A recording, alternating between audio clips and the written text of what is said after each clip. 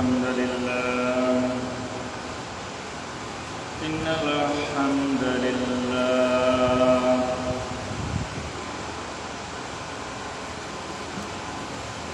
الحمد لله نحمده ونستعينه ونستغفره ونؤمن به ونتوكل عليه ونعوذ بالله من شرور أنفسنا ومن سيئات أعمالنا من يهده الله فلا مضل له ومن يضلله فلا هادي له فلن تجد له وليا مرشدا وأشهد أن لا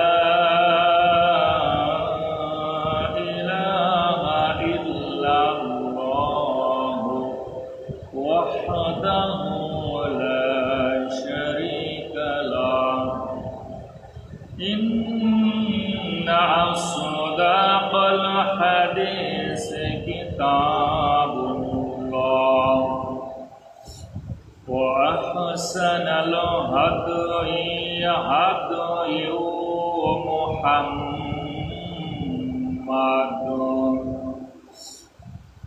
وشر الأمور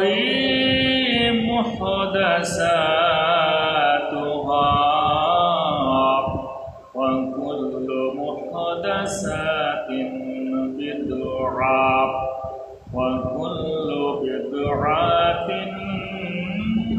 ضلالة وكل ضلالة في جهنم حسبنا الله ونعم الوكيل نعم المولى ونعم النصير على الله توكلنا وأنا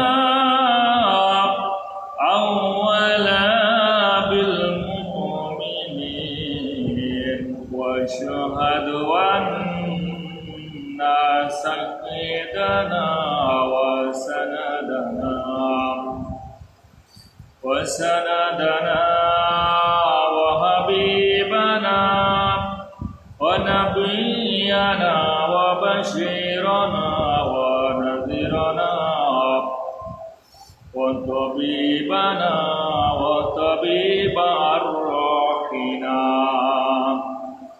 وحبيبنا وحبيب ربنا محمدا عبد الله ورسوله الذي أرسله بالحق بشيرا ونذيرا وداعيا إلى الله بإذنه وسراجا منيرا أما بعد فقد قال الله تعالى في كلامه المجيد وفي القرآن الحميد আসুন আমরা মহব্বতে সবাই পড়ি আউযু বিল্লাহি মিনাশ শাইতানির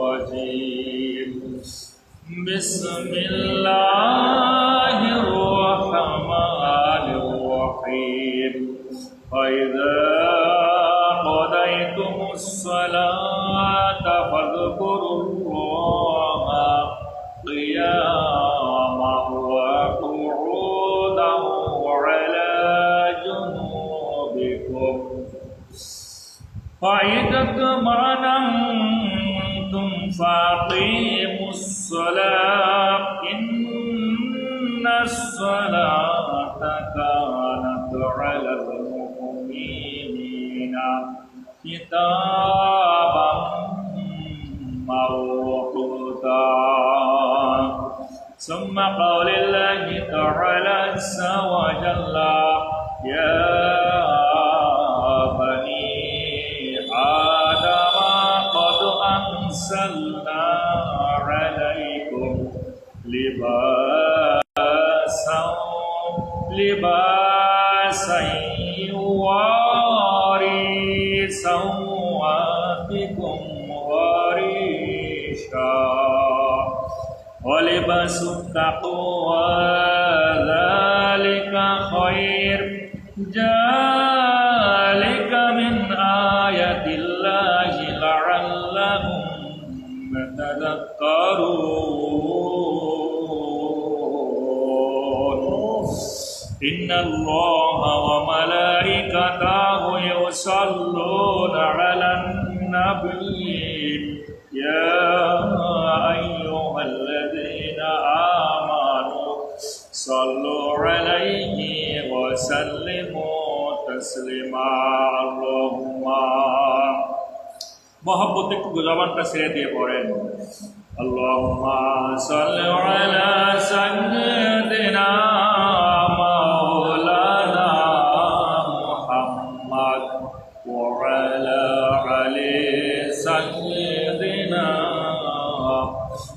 مولانا محمد الحمد لله اللهم ارزقني شهادة في سبيلك واجعل موتي في بلاد رسولك لك الحمد بالقرآن لك الحمد بالإسلام لك الحمد بالإيمان يا مقلب القلوب ثبت قلبي على دينك اللهم مصرف القلوب صرف قلوبنا على طاعتك قلنا آمين آمين আল্লাহ রাব্বুল আলামিনের অশেষ মেহেরবান করুণা দয়া এবং অনুগ্রহ আমাদের উপর করেছেন তার বেহেশতের বাগানে আমরা কোরআন থেকে রসুলের আদর্শ থেকে কিছু কথা শুনব এই লক্ষ্য নিয়ে এই নিয়ত নিয়ে আমরা এই বেহেশতের বাগানে বসে গিয়েছি যে রব আমাদেরকে সুযোগ করে দিলেন আসুন অন্তরের অন্তরস্থল থেকে সেই রবের প্রতি আমরা কৃতজ্ঞতা প্রকাশ করি আলহামদুলিল্লাহ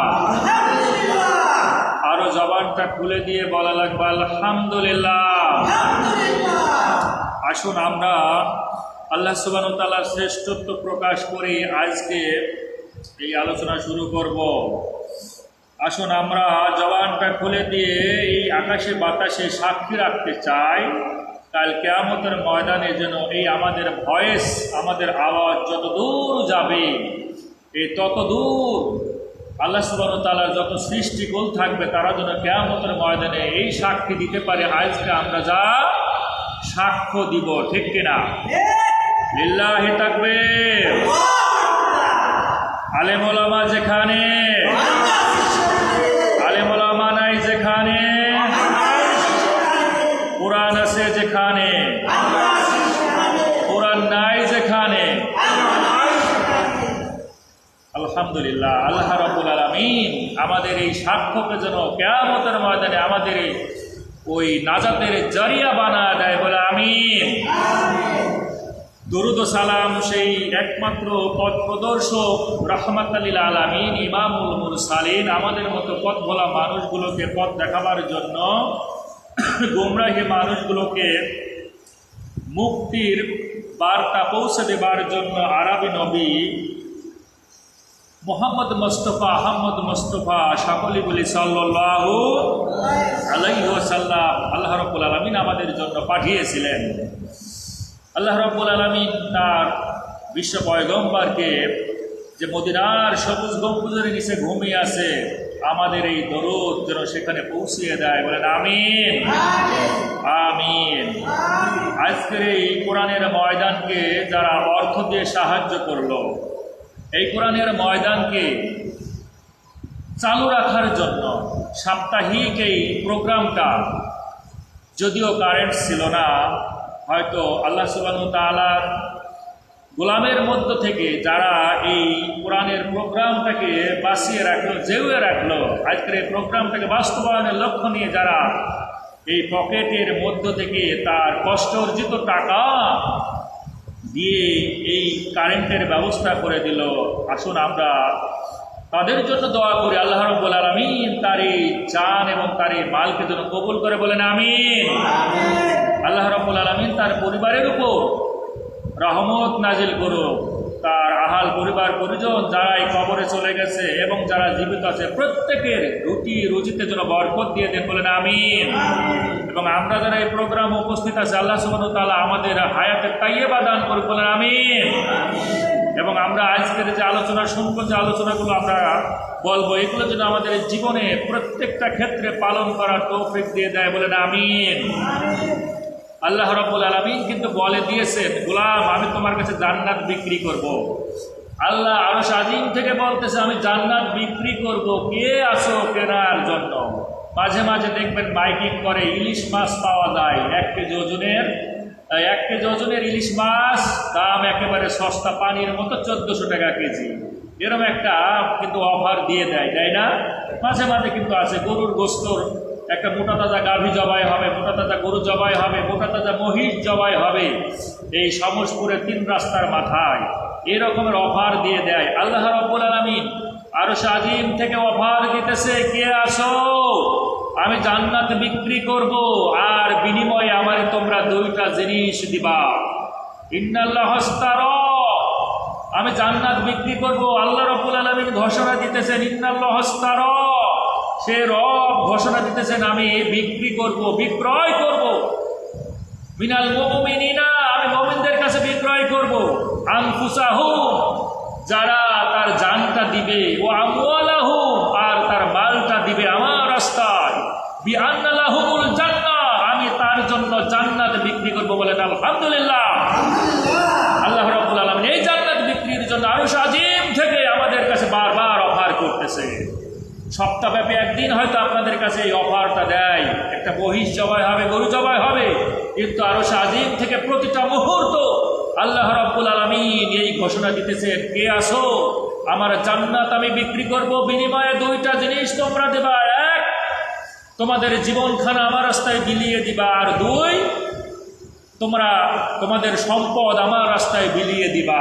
এজন্য এই পৃথিবীর ময়দানে কিয়ামত পর্যন্ত এই কোরআনকে চালু রাখার জন্য, এই কোরআনুল কারীমের পেছনে, এই কোরআনুল কারীমকে আঁকড়ে ধরার মতো কিয়ামত পর্যন্ত আল্লাহ তার গোলামদেরকে রাখবেন, বলেন ঠিক কিনা?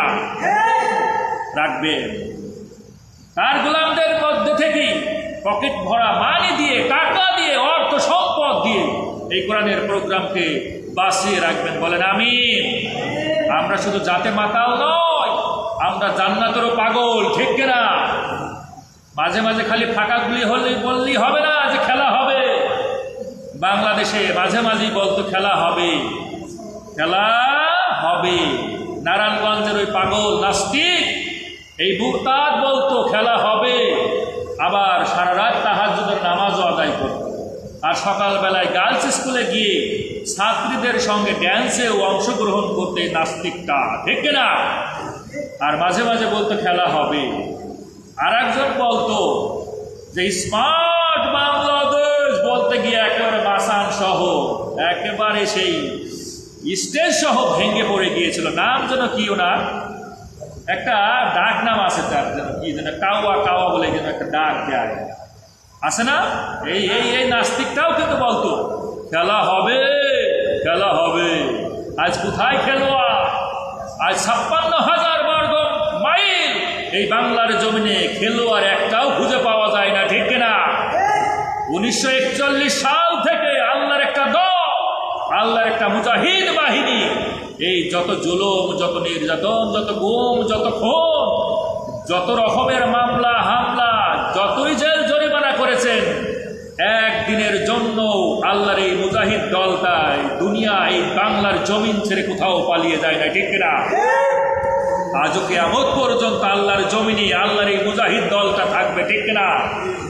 মিম্মান খলাকনা উম্মাহ, আল্লাহ নিজেই ঘোষণা করলেন আমার একটা দল থাকবে জমিনে। ঠিক বাংলার জমিনে একটা দল আসে 1941 সাল থেকে, এই দলটা কিন্তু এখনো আছে।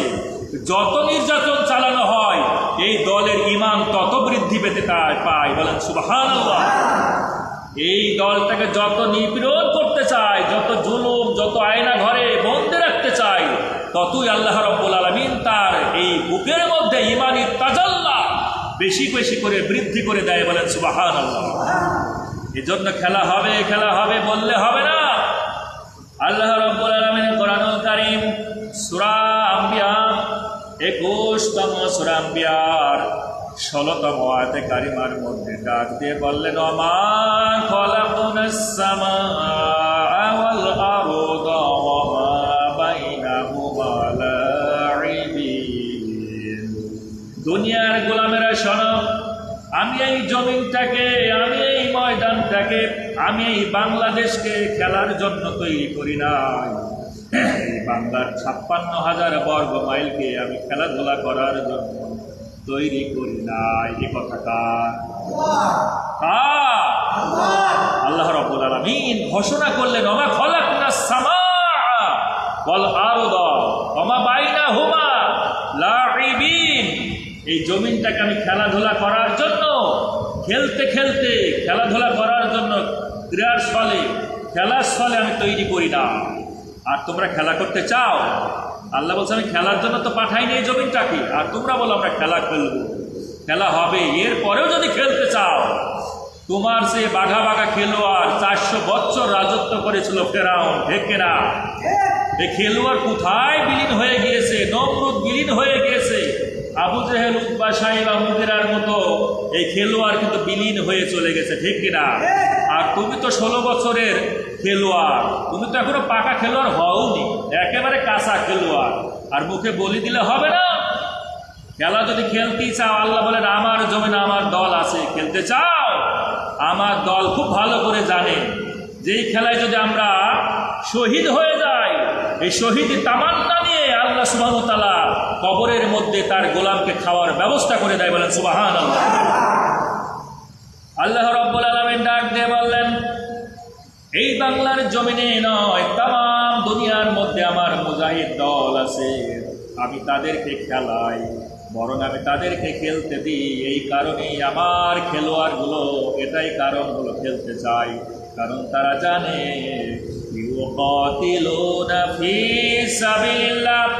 আল্লাহর রাস্তায় যদি আমরা খেলা করি, আল্লাহর জমিনে আল্লাহর রাস্তায় যদি আমরা কাফেরদের সঙ্গে যুদ্ধ করি, কাফেরদের সঙ্গে যদি জিহাদ করি, ইউকাতিলুনা ফি সাবিলিল্লাহ, আমরা আল্লাহর পথে থেকে আল্লাহর রজ্জুকে আঁকড়ে ধরে যদি আমরা জিহাদে শরীক হয়ে যাই, ফায়াকুতুলুনা ওয়া ইয়াকুতালুন।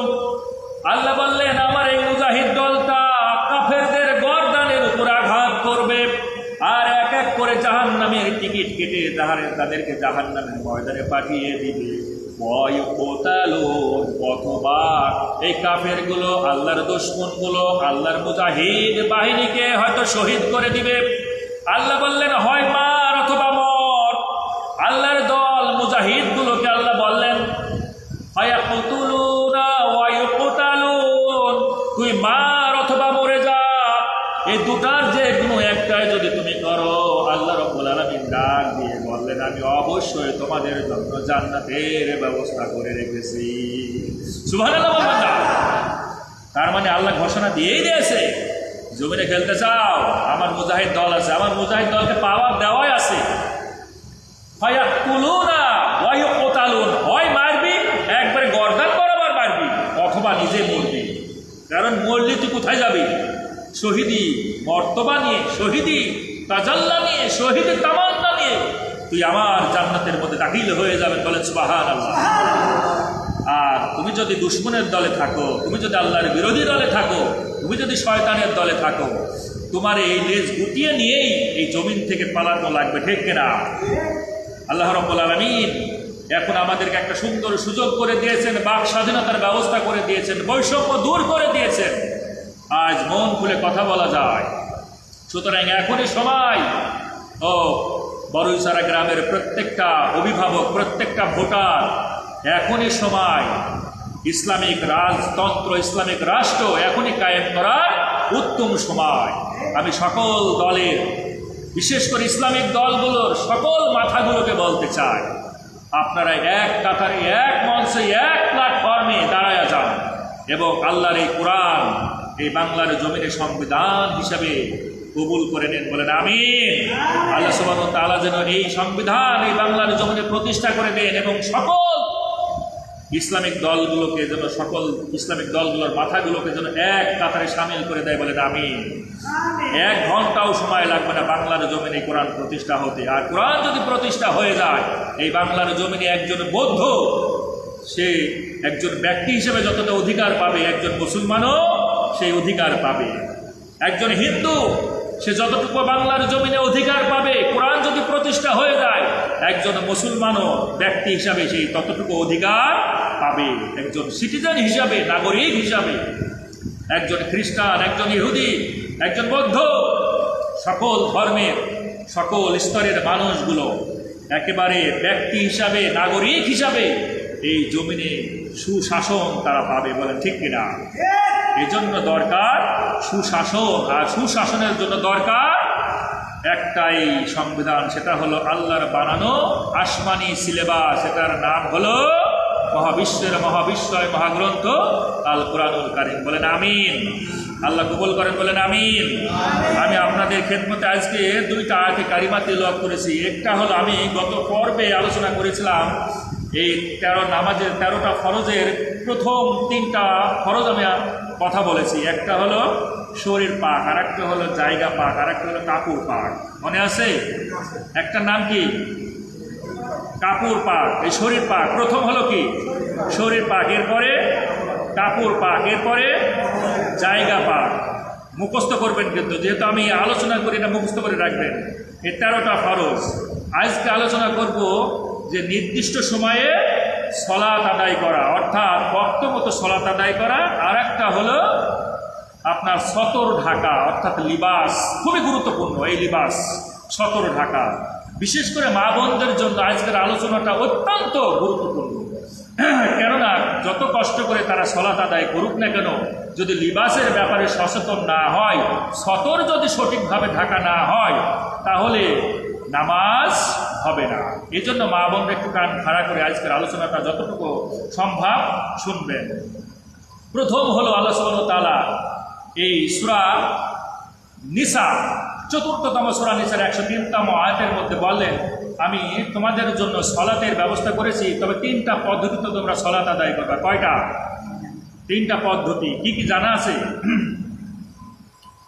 2টা আয়াতে কারিমা সূরা আলে ইমরান ১৯১তম আয়াত এবং সূরা নিসার ১০৩তম আয়াতে কারিমা, এই 2টা আয়াতের মধ্যে আল্লাহ রাব্বুল আলামিন ডাক দিয়ে বললেন, আমি তোমাদেরকে সলাতের ব্যাপারে 3টা পদ্ধতি দিয়ে দিলাম। আল্লাযীনা ইয়াযকুরুনাল্লাহা কিয়ামান ওয়া কুউদান ওয়া আলা জুনুবিহিম। তোমরা যদি সুস্থ থাকো তাহলে কিয়ামত অবস্থায়, মানে দাঁড়ানো অবস্থায় তোমাদের জন্য সলাত ফরজ। কি অবস্থায়? দাঁড়ানো অবস্থায় সলাত আদায় করা কি ফরজ, আল্লাহ সুবহানাহু ওয়া তাআলার হুকুম। তার মানে দাঁড়ানো অবস্থায় তোমাদের জন্য সলাত ফরজ। এর মধ্যেও যদি তুমি মাজুর হয়ে যাও, তুমি যদি অসুস্থ হয়ে যাও, তুমি যদি ওজর থাকে তোমার, তুমি দাঁড়াতে অক্ষম, আল্লাহ বললেন তুমি বসে নামাজ আদায় করো। আর যদি বসতেও না পারো তাহলে তুমি শায়িত অবস্থায় শয়ন করে ইশারায় আমি আল্লাহর দরবারে সালাত আদায় করো। কয়টা হলো? 3টা। কিয়ামাও দাঁড়ানো অবস্থায়, ওয়া কুদাও অথবা বসে, ওয়া আলা জুনুবিহিম অথবা শয়নরত অবস্থায়। 3টা পদ্ধতিতে আল্লাহ দিলেন 3টা পদ্ধতি, আর আমরা বানালাম আর একটা পদ্ধতি। নাম কি বলেন তো? চেয়ারে বসে। আল্লাহ বললেন আমি 3টা পদ্ধতি দিলাম, এই 3টা পদ্ধতিতে তোমরা সলাত আদায় করবা। আর আমরা নিজেরা বানালাম আর একটা পদ্ধতি, ওটা হলো এই মসজিদগুলোতে আরএফএল, বেঙ্গল এই রকমের চেয়ার নিয়ে ভরিয়ে দিই, আর আমরা বসে বসে হেলাম যে কি ফুলবাবুর মতো আল্লাহর সামনে দাঁড়ায় নামাজ আদায় করি। এই নামাজ আল্লাহর দরবারে পৌঁছাবে না। বাংলার জমিন নয়, পুরো পৃথিবীর জমিনে যত আলেম ওলামা আছে, যত মুহাদ্দিস আছে, যত ফকিহ আছে, যত তাফসীরবিদ আছে, সবাই একমত যে চেয়ারে বসে, টুলে বসে কোনো কাঠে বলেন আর ওই আরএফএল প্লাস্টিক বলেন কোনো কিছুর উপর বসে সালাত আদায় করা সঠিক হবে না। আপনি যেভাবে বসতে পারেন, আপনি পশ্চিম দিকে কিবলার দিকে পা একেবারে সাত করে দেন, দিয়ে আপনি বসে যান। আপনি যদি গোটায়া যদি বসতে পারেন তাহলে গোটায়া বসেন। আপনি যেভাবে সুবিধা হয় ঠিক সেইভাবে বসে আপনি সালাত আদায় করেন। এই হুকুম কে দিয়েছে? আল্লাহ দিয়েছেন কোরআনের মধ্যে। আর আপনি যে চেয়ারে বসে নামাজ আদায় করেন, এই হুকুম কে দিয়েছে? আমার যতটুকু ধারণা, কোনো এক ডাক্তার হয়তো ট্রিটমেন্টের সময় কোনো এক রুগীকে বলেছে যে তুমি তো নামাজ আদায় করো, তো তোমার তো ব্যাকবোনের সমস্যা, মেরুদণ্ডের সমস্যা, বসতে পারবে না, তাহলে তুমি চেয়ারে বসে নামাজ আদায় করো। আমার জন্য একটা ধারণা। এরপর থেকে তো আস্তে আস্তে এটার একটা কিন্তু বিস্তর লাভ করেছে। যাই হোক, আল্লাহ রাব্বুল আলামিন এই বড়চড়া গ্রাম সহ আমার এই মিডিয়া জগতে দেশ বিদেশে যারাই শুনতেছে সকলকে হেফাজত করুক। আমরা যেন আল্লাহ সুবহানাহু ওয়া তাআলা যে বেহেশতের বাগানে এসে আমরা যেন দাঁড়ানো অবস্থায় সুস্থ অবস্থায় যেন সালাত কবুল করে, অথবা বসে অথবা শয়নরত, তিনটা অবস্থায় যেন আমরা সালাত আদায় করতে পারি। বলেন আমিন। নির্দিষ্ট সময়ে সালাত আদায় করা ফরজ, এই কথা আল্লাহ বলেছেন। তিনটা দলিল আমি দিব। নির্দিষ্ট সময় বলতে যেমন জোহরের একটা ওয়াক্ত হয়ে যায়, এই ওয়াক্তের পর থেকে আসরের ওয়াক্তের মধ্যে এই যে মসজিদে একটা টাইম দেওয়া হয়, এখানে জোহরের সালাত কয়টার দিকে হয়?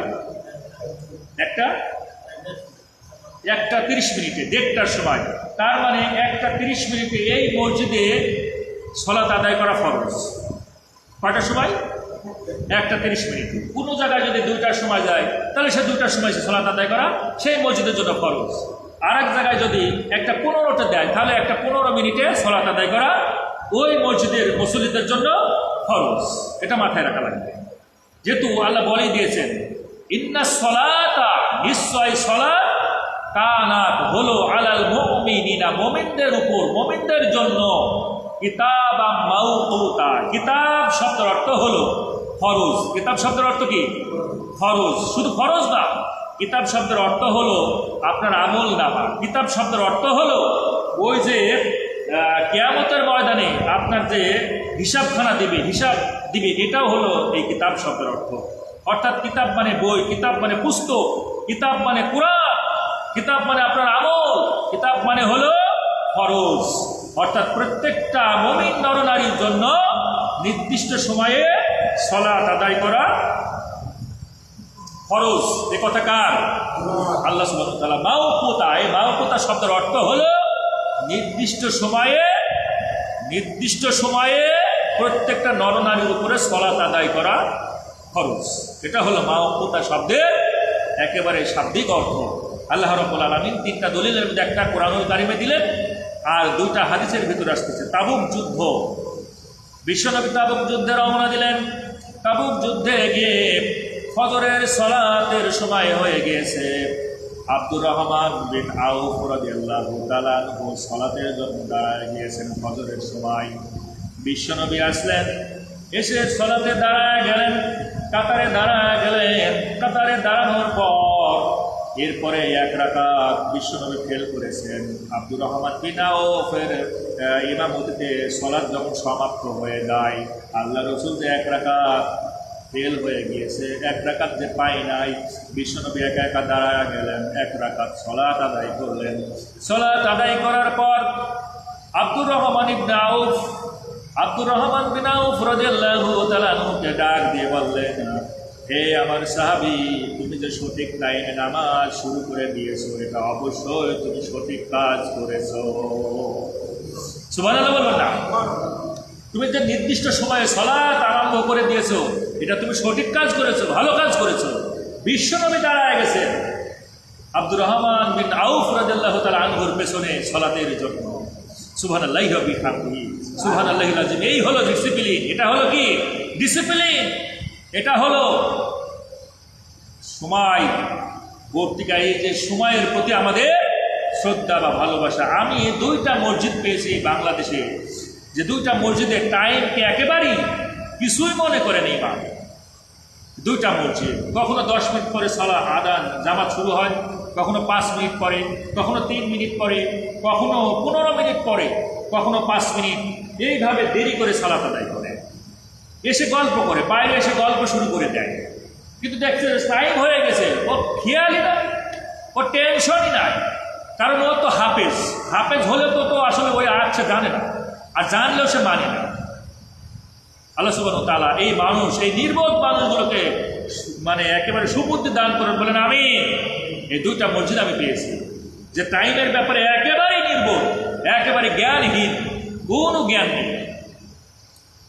ইসলামের পঞ্চম খলিফা বলা হয় যাকে, আমরা জানি ইসলামের প্রথম খলিফা হলো আবু বকর, দ্বিতীয় খলিফা হলো ওমর ইবনুল খাত্তাব, তৃতীয় খলিফা হলো উসমান ইবনে আবু আফফান, চতুর্থ খলিফা হলো হযরত আলী ইবনে আবি তালিব, আর পঞ্চম খলিফা হিসেবে মুসলিম বিশ্বের যাকে মানে ওমর ইবনে আব্দুল আজিজ রাহমাতুল্লাহ আলাইহি, তিনার শাসন আমলে একবার আসরের সালাত দেরি করে ফেলেছেন। আসরের সালাত দেরি করার কারণে উরওয়া নামক একজন মানুষ খলিফাকে বললেন, হে খলিফাতুল মুসলিমিন, এই সালাতে দেরি করা যাবে না, কেননা আমি জেনেছি, আমি রাসূলের একজন সাহাবীর কাছ থেকে জেনেছি, বাশির ইবনে আবি মাসউদ রাদিয়াল্লাহু তাআলা আনহুর কাছ থেকে আমি শুনেছি, আল্লাহ রাসূলকে স্বয়ং জিবরিল আমিন এসে সালাতের শিক্ষা দিয়েছে। পাঁচ ওয়াক্ত সালাত কখন কিভাবে আদায় করা লাগবে স্বয়ং জিবরিল আমিন ইমামতি করেছেন। বিশ্বনবী ইক্তেদা করে ওই সালাতের শিক্ষা বিশ্বনবী নিয়েছেন। পাঁচ ওয়াক্ত সালাত কখন, কোন সময়, কিভাবে, টাইমের ব্যাপারে কতটা সচেতন, এই ব্যাপারে কিন্তু শিক্ষা দিয়েছেন জিবরিল আমিন বিশ্বনবীকে। সুতরাং তুমি সালাতের ব্যাপারে দেরি করবা না। তার মানে নির্দিষ্ট সময়ে সালাত আদায় করা লাগবে। এজন্য মসজিদের সকল ইমামদের উদ্দেশ্যে বলতে চাই, ইমাম যদি দেরি করে ফেলে তাহলে মুসল্লিদের মধ্য থেকে যিনি একটু ভালো জানেন, বিরাট ভালো জানেন, একটু ইমামতি করার মতো যোগ্যতা আছে, আপনারা ইমামতির দাঁড়ায় যাবেন নির্দিষ্ট টাইমে। আল্লাহ রাব্বুল আলামিন এই তৌফিক দান করে, বলেন আমিন আমিন। আসুন আমরা এবার দ্বিতীয় অর্থাৎ পঞ্চম যে ফরজ সেটা হলো সতর ঢাকা, লিবাস। এই লিবাসের ব্যাপারে খুব চাঞ্চল্যকর তথ্য ইনশাআল্লাহ আমি আপনাদেরকে দিব। এগুলো পালন করবেন, শুধু আপনি নিজে পালন করবেন তা নয়, আপনার পরিবার পরিজনকেও পালন করতে বাধ্য করবেন, না হলে কিন্তু দায়ুস হওয়া লাগবে। কি হওয়া লাগবে? দায়ুসে পরিণত হয়ে যাবেন। যারা তাদের পরিবারের পোশাকের ব্যাপারে বেখিয়াল, বেপরদা হয়ে তাদের পরিবার পরিজনগুলো চলাফেরা করে, এদেরকে বলা হয় দায়ুস। আল্লাহ রাব্বুল আলামিন আমাদেরকে এই দায়ুসের হাত থেকে হেফাজত করেন, বলেন আমিন। আল্লাহ রাব্বুল আলামিন কুরআনুল কারীম সূরা আরাফ ৭তম সূরা আরাফের ২৬তম আয়াতে কারিমার মধ্যে দলিল দিয়ে দিলেন সতর ঢাকা যে ফরজ, এই দলিলটা দিলেন সূরা আরাফের ৭তম সূরা আরাফের ২৬তম আয়াত, ইয়া বানি আদামা কদ আনসালনা আলাইকুম, ও পৃথিবীর বনি আদমের সন্তানেরা শোনো, কদ আনসালনা, নিশ্চয় আমি বানিয়েছি তোমাদের জন্য, আনসালনা আলাইকুম, তোমাদের জন্য বানিয়েছি।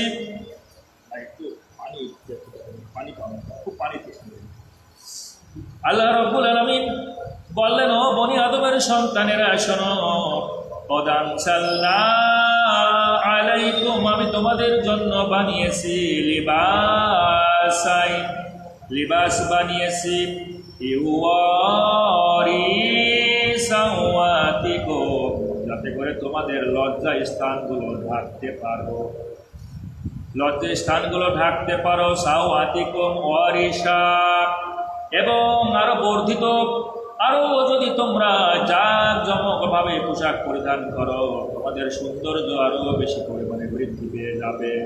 ওয়ালিবাসুত তাকওয়া, তবে মনে রেখো, যালিকা খায়র, আমার কাছে সবচেয়ে উত্তম লিবাস হলো তাকওয়ার লিবাস। বলেন সুবহানাল্লাহ। এখান থেকে ৩ প্রকার লিবাসের পাওয়া যায় আয়াতে কারিমার। আল্লাহ রাব্বুল আলামিন এক প্রকার লিবাসের কথা বললেন, লিবাসা ইউয়ারিসা সাওয়াতিকুম, এক প্রকার হলো যে তোমরা তোমাদের লজ্জা স্থানগুলো ঢাকবা, লিবাস, লিবাস মানে পোশাক, ইউয়ারি যাতে করে ঢেকে রাখে, সাওয়াতিকুম তোমাদের লজ্জা স্থানগুলো, এই হলো এক প্রকারের পোশাক যেটা আমাদের জন্য প্রয়োজন। এটা আমাদের জন্য প্রয়োজন যে আমাদের লজ্জাস্থান থাকতে হবে, এই পোশাকটা আমাদের প্রয়োজন, ঠিক কিনা? এরপরে আল্লাহ দ্বিতীয় প্রকার পোশাকের কথা বললেন, লিবাস ওয়ারিশা, সাথে যদি তোমরা আরো কিছু পোশাক পরিধান করো তাহলে তোমাদের সৌন্দর্য বৃদ্ধি পেয়ে যাবে। তার মানে সৌন্দর্য বৃদ্ধির জন্য আরো কিছু অতিরিক্ত পোশাক আমরা কিন্তু পরিধান করে থাকি, ঠিক কিনা? 3 নাম্বার পোশাকের কথা আল্লাহ বললেন, ওয়ালিবাসুত তাকওয়া যালিকা খায়র। আর 3 নম্বর পোশাক হলো, সেটা হলো তাকওয়ার পোশাক। আর এই পোশাকটা আল্লাহ রাব্বুল আলামিন সবচেয়ে পছন্দ করে, যার ভিতরে তাকওয়ার পোশাক রয়েছে।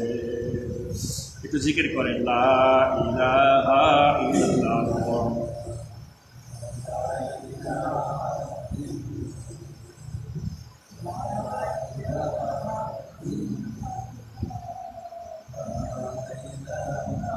আরো আরো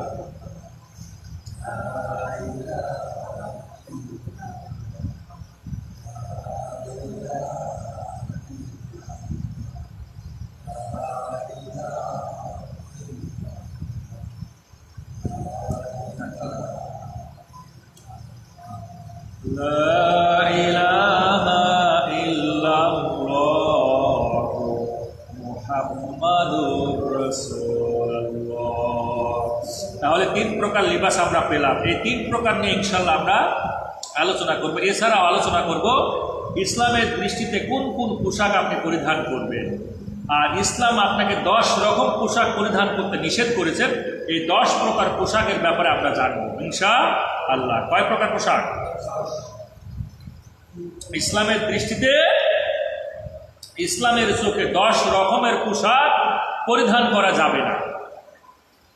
আর ইসলাম বলেছে যে কোন কোন ড্রেস, কোন কোন পোশাক আপনি পরিধান করবেন, এই কথা ইসলাম দিয়ে দিয়েছে। এগুলো আজকে আমরা জানবো ইনশাআল্লাহ। এই লিবাস শব্দটা আগে আমরা পরিচিত হই। লিবাস, লাম বা সিন, এই শব্দটা আল্লাহ কুরআনুল কারীমে 23 বার দিয়েছেন 4টা ডেরিভেটিভ ফর্মে। তার মধ্যে একটা ডেরিভেটিভ ফর্ম হলো লিবাস। এই লিবাস শব্দটার শাব্দিক অর্থ হলো যে আমাদের লজ্জাস্থানগুলোকে ঢেকে রাখে, অর্থাৎ সতর ঢাকা যাকে বলা হয়। এই লিবাস হলো সতর ঢাকা, অর্থাৎ নারীদের যতটুকু ঢাকার দরকার ততটুকু তারা ঢাকবে, পুরুষের জন্য যতটুকু ঢাকা ততটুকু থাকবে। এবং আমরা সেটা জানবো যে নারীর জন্য, মা বোনদের জন্য কি ধরনের পোশাক কতটুকু ঢাকবে, এবং পুরুষরা তাদের জন্য কি পর্যন্ত পোশাক পরিধান করা ফরজ, এটা ইনশাআল্লাহ আমরা জানবো। এই লিবাস শব্দটা মোট 7টা সূরার 8টা আয়াতে 10 বার আল্লাহ সুবহানাহু ওয়া তাআলা দিয়েছেন, বলেন সুবহানাল্লাহ। তাহলে কয়টা সূরার মধ্যে? 7টা সূরা, 8টা আয়াতে কয়বার দিয়েছেন? 10 বার দিয়েছেন। আমরা লিবাস মানে তো জানি শুধু পোশাক, তাই না? আমি লিবাস শব্দটা কুরআনুল কারীমে 10টা শাব্দিক অর্থ পেয়েছি। কয়টা? এই কুরআনুল কারীমের মধ্যে খুঁটে খুঁটে বের করেছি লিবাসের 10টা অর্থ। কয়টা অর্থ? জবানটা খুলে দিয়ে বলেন, কয়টা অর্থ? 10টা অর্থ খুঁজে পেয়েছি। 1 নম্বর অর্থ হলো, লিবাস শব্দের অর্থ হলো আসাতরু, মানে সতর ঢাকা, অর্থাৎ আবৃত হওয়া। মানে আপনি ন্যাংটা থাকবেন না, উলঙ্গ থাকবেন না, নগ্ন শরীর থাকবে না, এই শরীরটাকে আবৃত করতে হবে। শুধু এটা কি শুধু পৃথিবীর ময়দানে এই নগ্ন শরীরটাকে ঢাকবে, না মরণের পরেও ঢাকা লাগবে? আল্লাহ রাব্বুল আলামিন ডাক দিয়ে বললেন কুরআনুল কারীম সূরা ইনসান ৭৬তম সূরা ইনসানের ২৩তম ২১তম আয়াতে কারিমার মধ্যে আল্লাহ ডাক দিয়ে বললেন, আলিয়াহুম সিয়াবু সুন্দুসিন খুদুরুন ওয়া ইসতাবরা ওয়া হুল্লু ওয়াসাবিরা মিন ফিদ্দা وسقاهم شراب طهورا وسقاهم ربهم শরাবান তাহুরা। এই যে আয়াতে কারিমার মধ্যে একটা মরণের পর জান্নাতের মধ্যে যাদেরকে অবস্থান করবে তাদের ব্যাপারে আল্লাহ সুবহানাহু ওয়া তাআলা বলেন যে আলিয়াহুম, তাদেরকে আবৃত করবে, ঢেকে রাখবে, সিয়াবু সুন্দুসিন খুদুরু ওয়া ইস্তাবরা, অর্থাৎ 2 ধরনের পোশাক জান্নাতের মধ্যে আল্লাহ সুবহানাহু ওয়া তাআলা দিবেন। বলেন সুবহানাল্লাহ। কয় ধরনের পোশাক জান্নাতের মধ্যে দিবেন? 2 ধরনের। একটা হলো সুন্দুসিন। এই সুন্দুসিন শব্দের অর্থ হলো মোটা রেশমের পোশাক, মোটা মিহি রেশমের পোশাক। আর একটা হলো যে ইস্তাবরক। ইস্তাবরক শব্দের অর্থ হলো পাতলা, পাতলা মিহি এই রেশমের পোশাকটা আল্লাহ সুবহানাহু ওয়া তাআলা দিবেন। একটা হলো মোটা আর একটা হলো পাতলা। অর্থাৎ দুনিয়ার ময়দানে কেউ যদি রেশমের পোশাক পরিধান করে, কিয়ামতের ময়দানে তার জন্য জান্নাত হারাম হয়ে যাবে, জাহান্নাম বরাদ্দ হয়ে যাবে, ঠিক কিনা? এই জন্য দুনিয়ার ময়দানে রেশমের পোশাক পরিধান করা যাবে না। তার মানে আমরা বুঝতে পারলাম যে এই লিবাস শব্দের অর্থ হলো আবৃত হওয়া, অর্থাৎ আমাকে ঢেকে রাখা। লিবাস মানে হলো লজ্জা স্থান বা শরীরকে ঢেকে রাখে, লজ্জা স্থানকে কি করে? ঢেকে রাখে। লিবাসাইওয়ারি সাওআতিকুম, আমাদের লজ্জা স্থানগুলোকে ঢেকে রাখে কে? লিবাস, পোশাকগুলো আমাদের ঢেকে রাখে না? আমাদের যে লজ্জা স্থানগুলো আছে ঢেকে রাখে। এই লিবাস মানে হলো স্ত্রী। লিবাস মানে কি? লিবাস মানে হলো স্ত্রী। কেমন? অনেকে ভাববেন যে লিবাস মানে আবার স্ত্রী কিভাবে সম্ভব? আবার লিবাস মানে হলো স্বামী, লিবাস মানে স্বামী, লিবাস মানে হলো স্ত্রী। আল্লাহ রাব্বুল আলামিন কোরআনুল কারীম সূরা আল বাকারা 2তম সূরা আল বাকারার 187তম আয়াতে কারিমার মধ্যে বললেন, হুন্না লিবাসুল লাকুম ওয়া আনতুম লিবাসুল লাহুন্না। একজন স্ত্রী হলো তার স্বামীর পোশাক, আর একজন স্বামী হলো তার স্ত্রীর পোশাক। সুবহানাল্লাহ। একজন স্ত্রী তার স্বামীর পোশাক। আল্লাহ সুবহানাহু ওয়া তাআলা এখানে লিবাস কেন ব্যবহার করলেন? এই জন্য ব্যবহার করলেন যে স্ত্রীর পোশাক যদি স্বামী হয়ে যায়, বাইরের কোনো ছোকরা ওই স্ত্রীর দিকে তাকাবে? হ্যাঁ, কারণ স্ত্রীর পোশাক স্বামী। স্ত্রীর পোশাক যদি স্বামী হয়ে যায়, তাম দুনিয়ার কোনো ছোকরার চোখ ওই স্ত্রীর দিকে পড়বে না, ঠিক কিনা? আবার স্ত্রী যদি স্বামীর পোশাক হয়ে যায়, বাইরের জগতের কোনো বেপরদা নারী ওই স্বামীর দিকে নজর দিতে পারবে না। তার মানে এই স্বামী স্ত্রী মন্দ জগৎ থেকে, মন্দ জায়গা থেকে, খারাপ থেকে বেঁচে থাকবে, ঠিক কিনা? এই কারণে আল্লাহ রাব্বুল আলামিন বললেন, হুন্না লিবাসুল লাকুম ওয়া আনতুম লিবাসুল লাহুন্না। স্ত্রী হলো তোমার পোশাক, আর স্বামী তুমি হলা স্ত্রীর পোশাক। সুবহানাল্লাহি ওয়া বিহামদিহি, সুবহানাল্লাহিল আযীম। এরপরে এই লিবাস মানে হলো তাকওয়া। লিবাস মানে কি? আল্লাহর প্রতি সবচেয়ে বেশি ভয় করা। লিবাস মানে কি? আল্লাহকে সবচেয়ে বেশি ভয় করা। আল্লাহ রাব্বুল আলামিন কোরআনুল কারীম সূরা আরাফ 7তম সূরা আরাফের 26তম আয়াতের মাঝখানে দিয়ে দিলেন, ওয়া লিবাসুত তাকওয়া যালিকা খায়র। তোমরা যত রকমের পোশাক পরিধান করো না কেন, আমার কাছে সবচেয়ে উত্তম পোশাক হলো তোমাদের তাকওয়ার পোশাক। বলেন সুবহানাল্লাহ। তাকওয়ার পোশাক কি, এটা যদি জানতে হয় অবশ্যই আমাদের কয়েকটা উদাহরণ দেওয়া লাগবে। উদাহরণের মাধ্যমে আমরা ইনশাআল্লাহ বুঝতে পারবো তাকওয়ার পোশাক কি। বুরকা পরিধান করা কি ফরজ না? পর্দা করা কি ফরজ। এই পর্দা মানে হলো যে মা বোনেরা বুরকা পরিধান করবে, বুরকা পরে তারা একেবারে ওই ছতর পর্যন্ত পুরোটাই ঢেকে ফেলে, তার মানে চেনার কোনো উপায় থাকে না। তো দেখেন এই তাকওয়া, অর্থাৎ আল্লাহ বললেন যে আমি সবচেয়ে পছন্দ করি তাকওয়ার পোশাকটাকে। আমার বাসার সামনে 3টা সুদের সংস্থা আছে। কয়টা সুদের সংস্থা? 3টা সুদের। আমি এই উদাহরণটা দিচ্ছি এই জন্য আপনাদেরকে বোঝানোর জন্য যে 3 রকমের পোশাকের মধ্যে আল্লাহর কাছে সবচেয়ে পছন্দ হলো তাকওয়ার পোশাক। কেন পছন্দ তার উদাহরণটা আমি দিতেছি। যে আমার বাসার সামনে 3টা সুদের সংস্থা, এই সুদের কারবারে বিশেষ করে সকালবেলায় যখন আমি চেয়ার নিয়ে ওই বারান্দায় বসি, তখন দেখি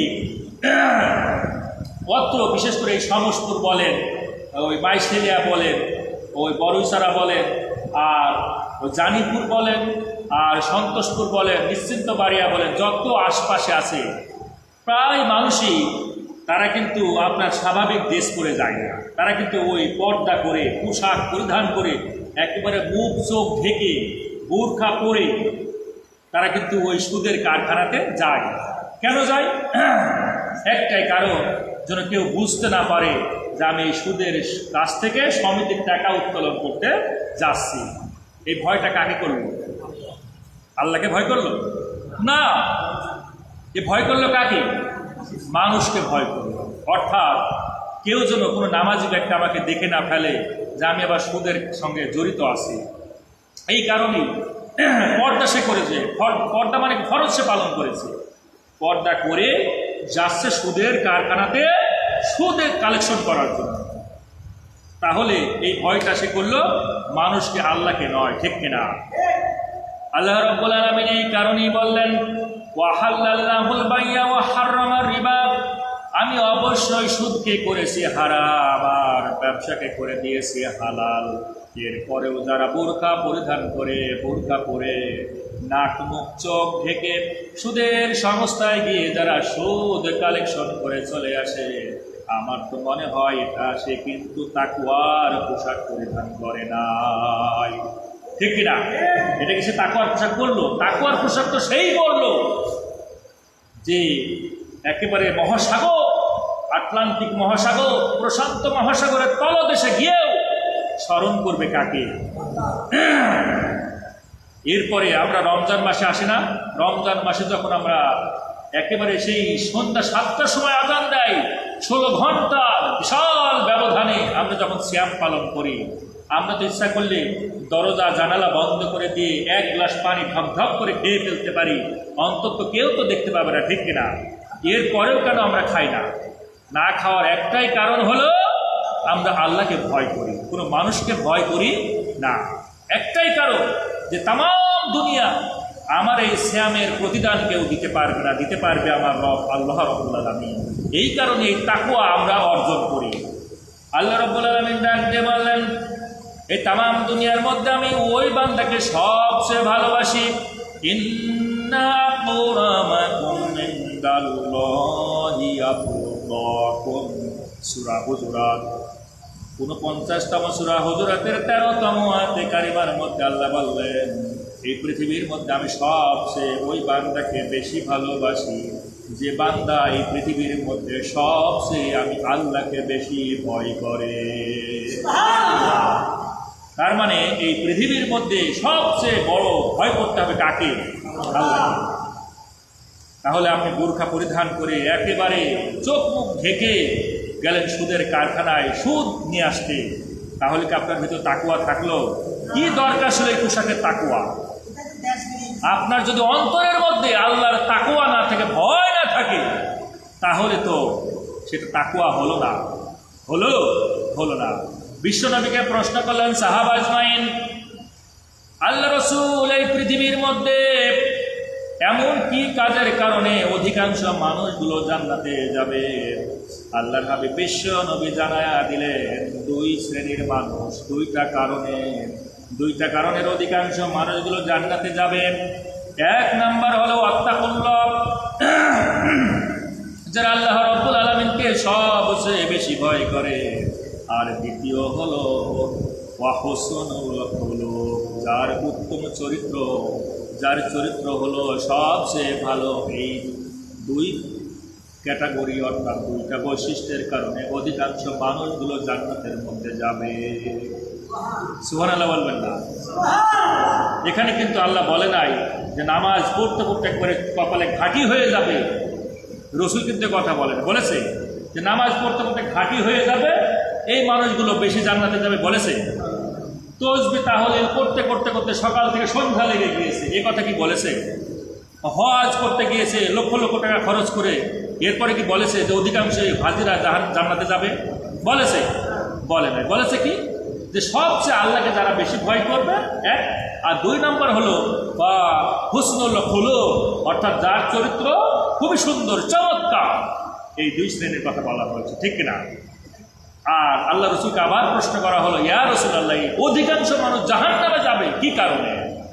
আল্লাহ রসুল বললেন 2টা কারণ আছে। 1 নম্বর কারণ হলো তার মুখ, অর্থাৎ মুখমণ্ডল, তার জিহ্বা, আর একটা হলো তার গুপ্ত অঙ্গ। তার গুপ্ত অঙ্গটা, এই দুইটা জিনিস যদি হেফাজত না করে, এই দুইটা কারণে অধিকাংশ মানুষ কিন্তু জাহান্নামী হয়ে যাবে, ঠিক কিনা? অধিকাংশ মানুষ জাহান্নামী হয়ে যাবে এই 3 ইঞ্চি দুইটা জিনিসকে যদি হেফাজত করতে না পারে। কয় ইঞ্চি? 3 ইঞ্চি। একটা হলো জিহ্বা, অর্থাৎ আমাদের এই 3 ইঞ্চি জিহ্বাটাকে যদি আমরা কন্ট্রোল করতে না পারি, বিশেষ করে মা বোনেরা, এই এক জায়গায় যদি 5 জন মহিলা হয়ে যায়, গীবতে সরাসরি হয়ে যায়।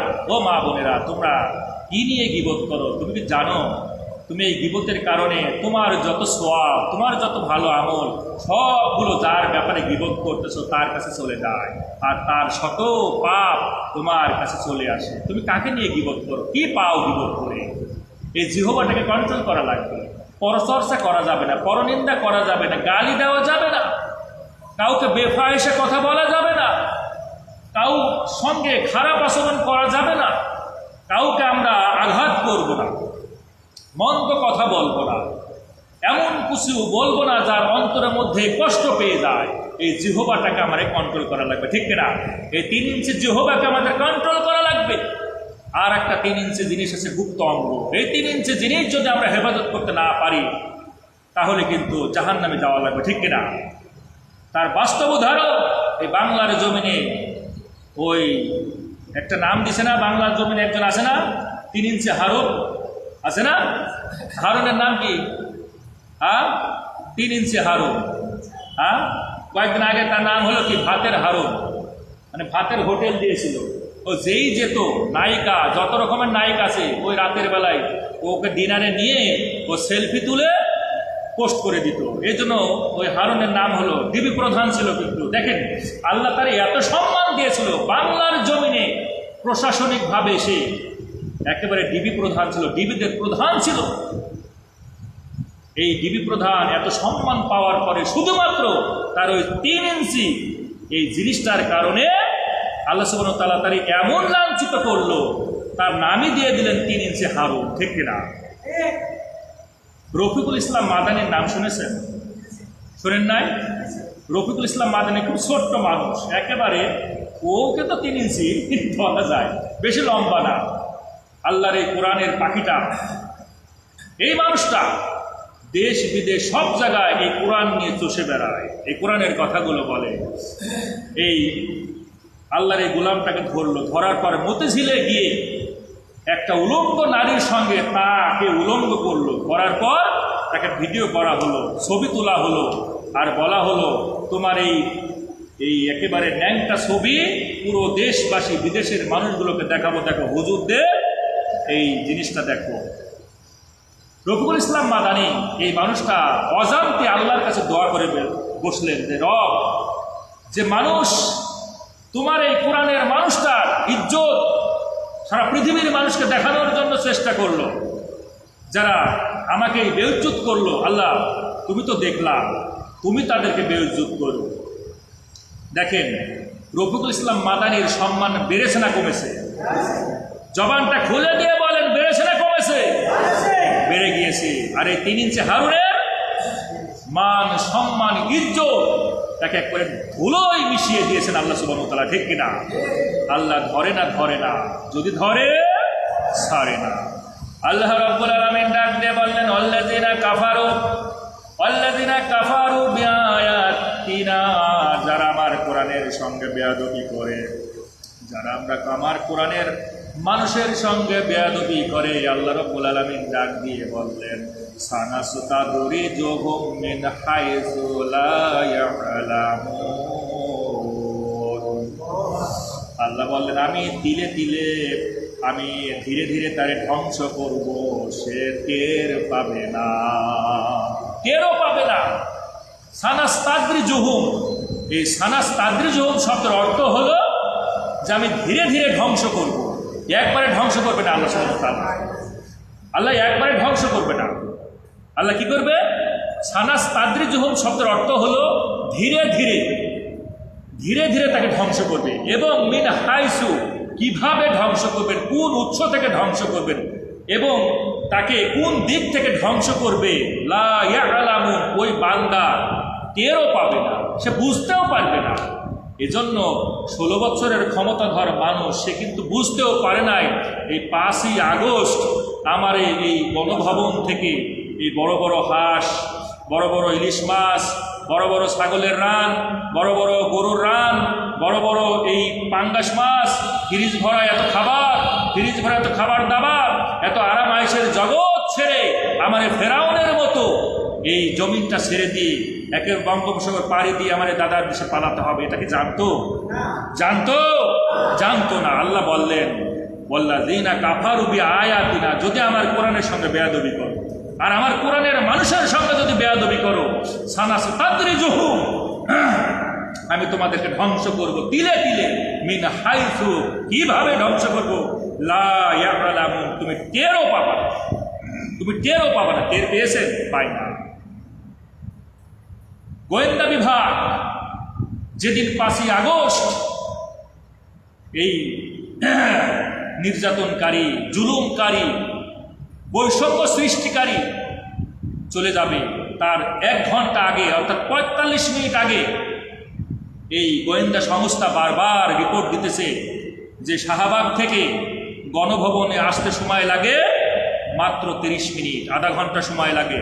সুতরাং গণভবন তারা ঘেরাও করবে। শাহবাগ থেকে রওনা দিয়েছে লক্ষ লক্ষ জনতা, লক্ষ লক্ষ ছাত্র জনতা, অভিভাবক, নারী পুরুষ, আল্লাহর কোরআনের পাখি, আলেম ওলামা, সব মানুষগুলো শাহবাগ থেকে, ওই মিরপুর থেকে, বিভিন্ন জায়গা থেকে কিন্তু ধাওয়া করেছে গণভবন দখল করার জন্য, ঠিক কিনা? আর গোয়েন্দা বিভাগ খালি তথ্য পাঠাচ্ছে। আর আধা ঘন্টার মধ্যে যদি আপনি গণভবন ছেড়ে না যান, তাহলে জনগণের হাতে আপনি ছিন্নি হয়ে যাবেন। তিনি সময় চেয়েছিলেন, আমারে আধা ঘন্টা 45 মিনিট সময় দেন, যেন আমি জাতির উদ্দেশ্যে কিছু বলে যেতে পারি। কিন্তু সেই সুযোগটাও আল্লাহ সুবহানাহু ওয়া তাআলা দেয় না। কারণ বেয়াদবি করেছে কার সঙ্গে? আল্লাহর সঙ্গে বেয়াদবি করেছে, আল্লাহর কোরআনের সঙ্গে বেয়াদবি করেছে, কোরআনের মানুষের সঙ্গে বেয়াদবি করেছে, যার কারণে তাদের শাস্তি হয়েছে ফেরাউনের মতো, নমরুদের মতো, হামানের মতো, আবু জেহেলের মতো, আব্দুল্লাহ বিন উবাইয়ের মতো এদের শাস্তি হয়েছে।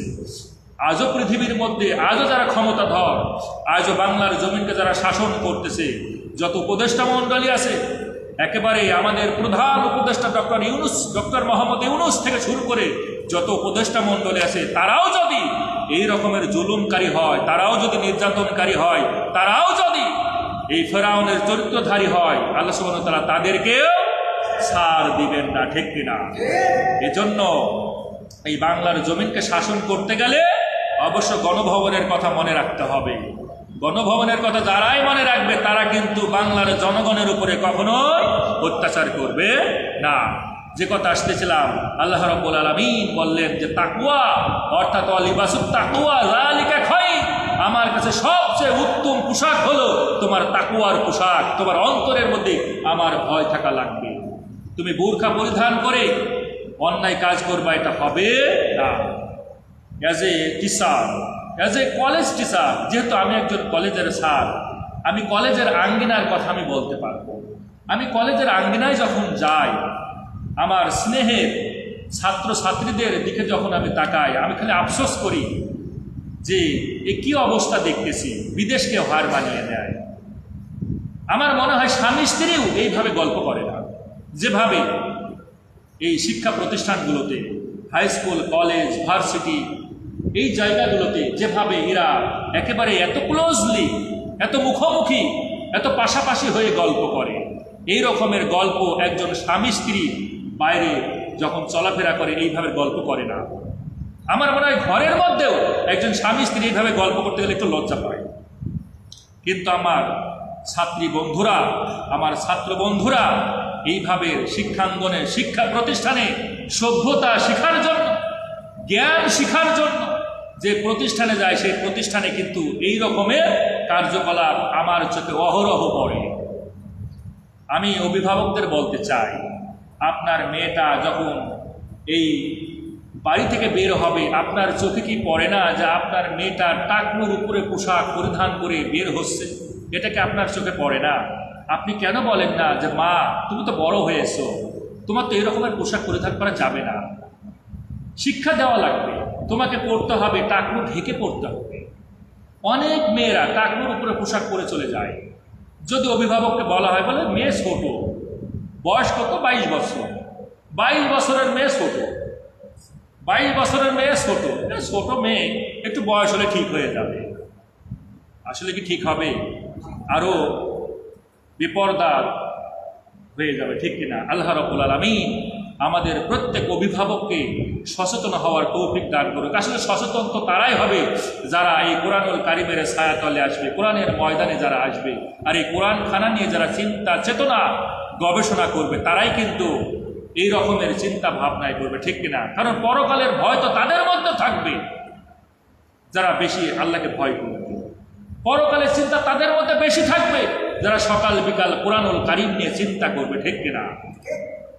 যে লিবাসের কথা বলতেছিলাম, এই লিবাস মানে হলো লৌহ, লিবাস মানে হলো লৌহ বর্ম, অস্ত্র। আল্লাহ রসুল যখন যুদ্ধের ময়দানে যেতেন তখন কি এই লোহের বর্ম পরে, লোহার বর্ম পরে পরিধান করে বিশ্বনবী যুদ্ধের ময়দানে যেতেন। তার মানে লিবাসের আর একটা শব্দের অর্থ হলো লৌহ বর্ম, অর্থাৎ লোহার পোশাক।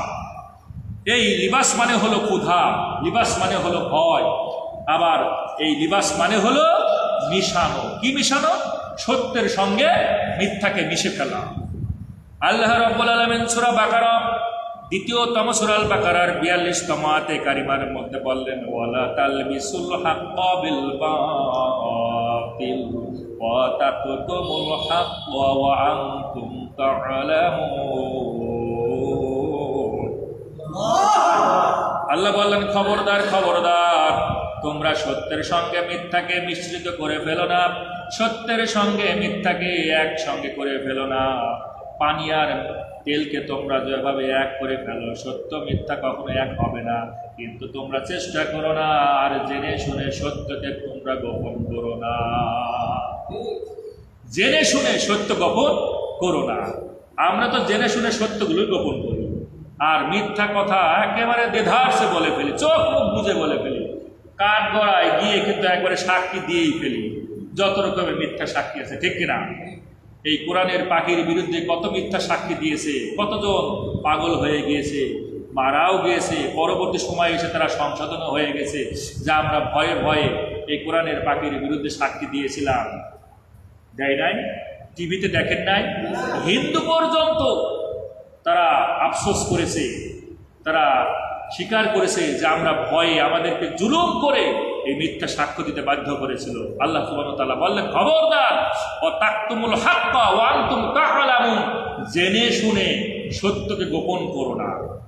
আর যদি গোপন করো, এই পৃথিবীর ময়দানে তুমি সামান্য হয়তো সময় পাবা, কিন্তু আরশ আজিম থেকে তোমার যে একটা চাপ দিবে কবরের মধ্যে, এই ছোট্ট একটা জায়গায় এই পাশের মাটি আর ওই পাশের মাটি যখন এক হয়ে যাবে, দেহটাকে এমন চাপ দিবে এই মিথ্যা বলার জন্য।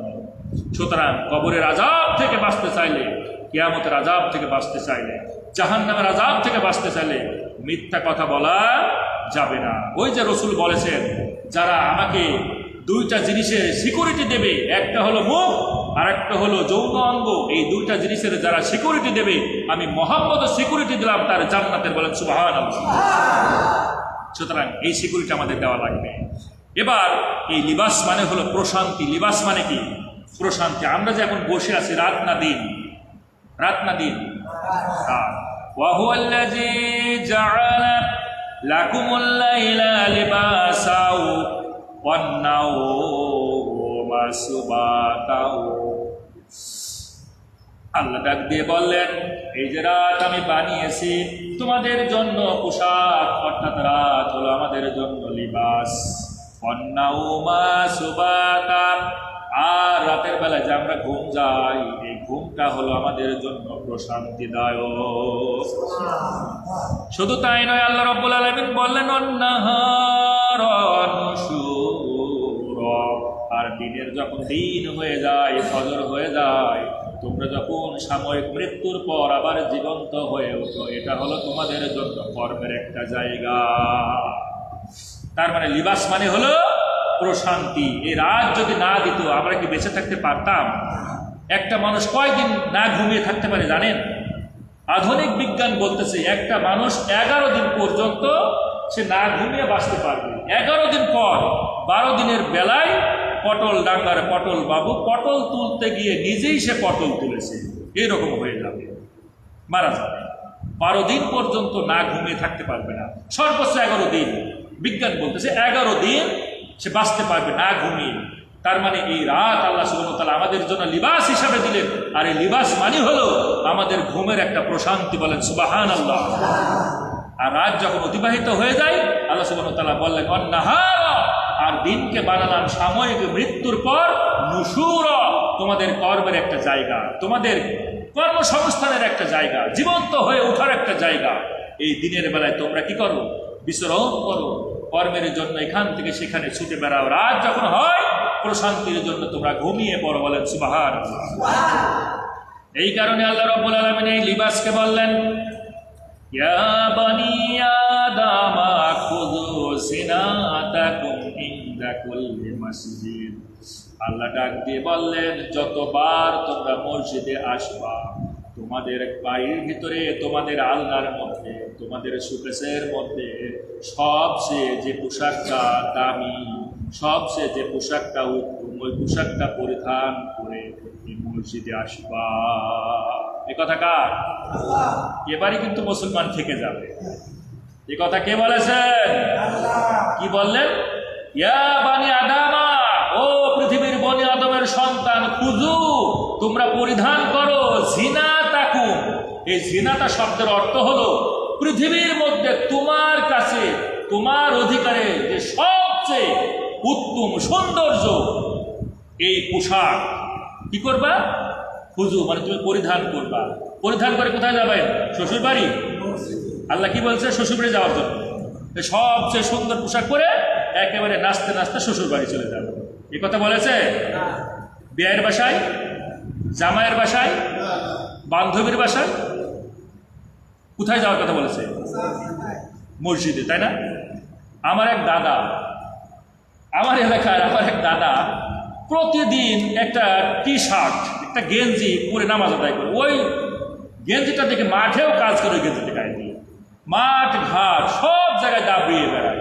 মসজিদেও দেখো ওই মাঝে মাঝে আবার দেখছি একটা ওই জামাই না, একবারে ওই গামছা ঘাড়ে করে একটু ঢেকে নামাজ আদায় করে। আমি বললাম আচ্ছা দাদা, আপনার কি কোনো পোশাক নেই? এই যে এই পোশাকটা পরে প্রতিদিন দেখি আপনি এই পোশাক পরে নামাজ আদায় করেন। বলে তোমার কে বলেছে আমার কাছে পোশাক নেই?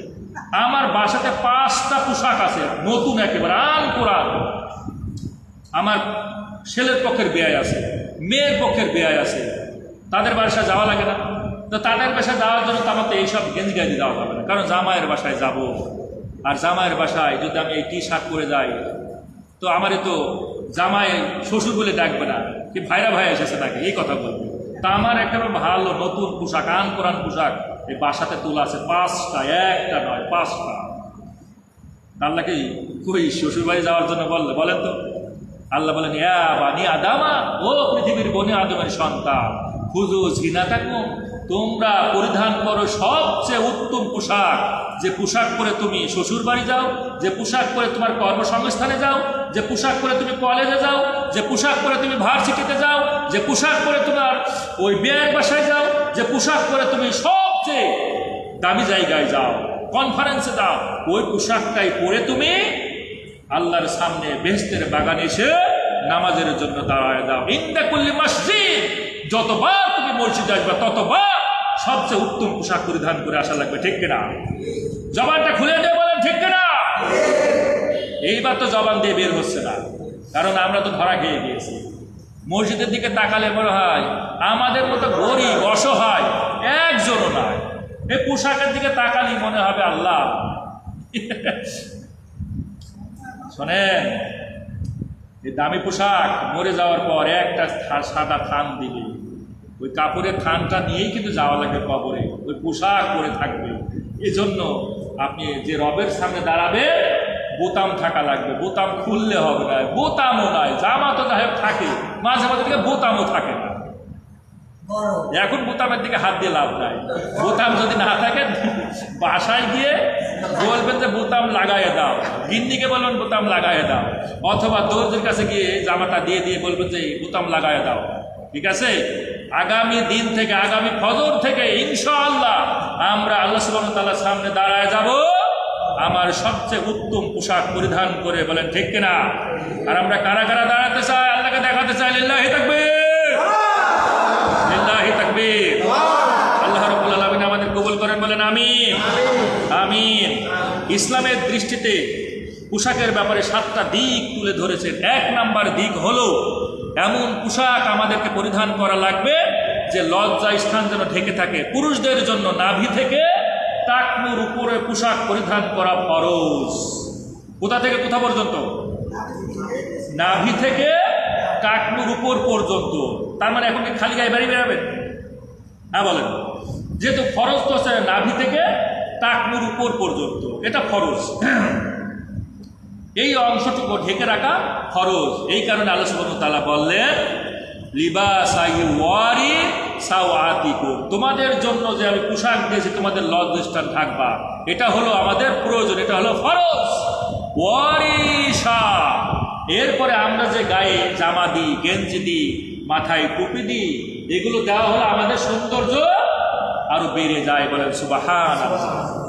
আল্লাহ সুবহানাহু ওয়া তাআলা বলেন এবার অন্তরের মধ্যে যদি আমার ভয় থাকে তোমার, ওয়ালিবাসুত তাকওয়া যালিকা খায়র, আর এটাই হলো সর্বোত্তম তোমার তাকওয়ার পোশাক। বলেন সুবহানাল্লাহ। তাহলে বোঝা গেল মুসলমান তাকওয়ার পোশাক কি? তাহলে আমাদেরকে এমন পোশাক পরতে হবে নাভি থেকে টাকনুর উপর পর্যন্ত। আর মহিলাদের জন্য, মা বোনদের জন্য যে পোশাক, সেটা হলো এই কবজি পর্যন্ত, হাতের কবজি আর মুখমণ্ডল আর পায়ের পাতা, এই 3টা জায়গা যদি সে ফাঁকা রাখে, যদি খালি রাখে, তাতে গুনাহ হবে না। এই দলিল কে দিচ্ছেন? আল্লাহ রাব্বুল আলামিন। আল্লাহ রাব্বুল আলামিন কোরআনুল কারীম সূরা নূর 24তম সূরা নূরের 31তম আয়াতে কারিমার মধ্যে আল্লাহ বললেন ওয়া কুল লিল মুমিনিনা, আল্লাহ ডাক দিয়ে বললেন ওয়া কুল লিল মুমিনাতি ইয়াগুদুনা মিন আবসারিহিন্না ওয়া ইয়াহফাজুনা ফুরুজাহিন্না। ও পৃথিবীর নারী, তোমরা যদি মুমিন হতে চাও, ও পৃথিবীর নারীর দল, তোমরা যারা মুমিনাত হতে চাও, যারা মুমিনাত হতে চাও, অবশ্যই তোমাদেরকে 2টা কাজ করা লাগবে। একটা কাজ হলো যখন রাস্তা দিয়ে চলবা, তোমাদের চক্ষুগুলোকে অবনত করা লাগবে। কোনো পুরুষের দিকে তাকানো যাবে না, কোনো বেপরদা ভাবে কোনো ফাহিশার দিকে তোমরা তাকাতে পারবা না। ইয়াগুদুনা মিন আবসারিহিন্না, তোমার চক্ষুগুলোকে এদিক ওদিকে তাকানো যাবে না। এ কথা বলছেন কে? কাকে বলছেন? নারীগুলোকে। যদি তোমরা সত্যি যদি মুমিনাত হতে চাও, মুমিন নারী হতে চাও, তাহলে অবশ্যই তোমাদের চক্ষুগুলোকে অবনত রাখতে হবে। ওই এদিক ওদিক তাকানো যাবে না, খালি উঁচু দিকে, এদিকে একবার ওদিকে একবার, এইরকম চাহনি দেওয়া যাবে না। একেবারে সুন্দর ভদ্রভাবে চলাফেরা করা লাগবে। ওয়াহফাজনা ফুরুজাহুন্না, আর তোমাদের গুপ্ত অঙ্গকে, তোমাদের লজ্জা স্থানকে হেফাজত করা লাগবে একমাত্র তোমার স্বামীর জন্য। ঠিক না? এরপরে আল্লাহ রাব্বুল আলামিন বললেন ওয়ালা ইউবদিহিন্না, তোমরা খবরদার প্রদর্শন করো না। আল্লাহ মহিলাদেরকে বললেন ওয়ালা ইউবদিনা জিনাতাহুন্না ইল্লা মা যাহারা মিনহা। আল্লাহ ডাক দিয়ে বললেন ও নারীর দল, তোমরা অবশ্যই ওই জাহেলিয়াতের যুগের মতো তোমরা বেপরদা হয়ে অবশ্যই ঘোরাঘুরি করবা না, বেপরদা হয়ে চলবা না। ওয়ালা ইউবদিনা, তোমরা প্রদর্শন করো না জিনাতাহুন্না, মানে তোমাদের সৌন্দর্যগুলি, অর্থাৎ নারীর যে সৌন্দর্য জায়গাগুলি আছে। আল্লাহ সুবহানাহু ওয়া তাআলা এই পৃথিবীর মধ্যে সবচেয়ে সুন্দর করে কাকে বানিয়েছে বলেন তো? কাকে? নারীকে। কাকে? এই পৃথিবীর মধ্যে 7টা জিনিসকে আল্লাহ সুবহানাহু ওয়া তাআলা সবচেয়ে আকর্ষণীয় সুন্দর করে বানিয়েছেন। তার মধ্যে নাম্বার 1 হলো নারী। আল্লাহ রাব্বুল আলামিন কোরআনুল কারীম সূরা আলে ইমরান 3তম সূরা আলে ইমরানের 14তম আয়াতের ভিতরে বললেন যুইনা লিন-নাসি হুব্বুশ শাহাওয়াতি মিনান নিসা এই পৃথিবীর মধ্যে আমি 7টা জিনিসকে সবচেয়ে আকর্ষণীয়, সবচেয়ে সৌন্দর্য করে বানিয়েছি, তার মধ্যে 1 নাম্বার হলো নারী। সুবহানাল্লাহ বলবেন না? আর সেই নারী জাতিকে আল্লাহ বললেন ওয়ালা ইউবদিনা জিনাতাহুন্না ইল্লা মা যাহারা মিনহা, খবরদার খবরদার, তোমরা তোমাদের সৌন্দর্য প্রদর্শন করে বেরিও না। যে জায়গাগুলো ফাঁকা রাখলে কোনো গুনাহ হবে না, ওই জায়গাগুলোই শুধু ফাঁকা রাখবো।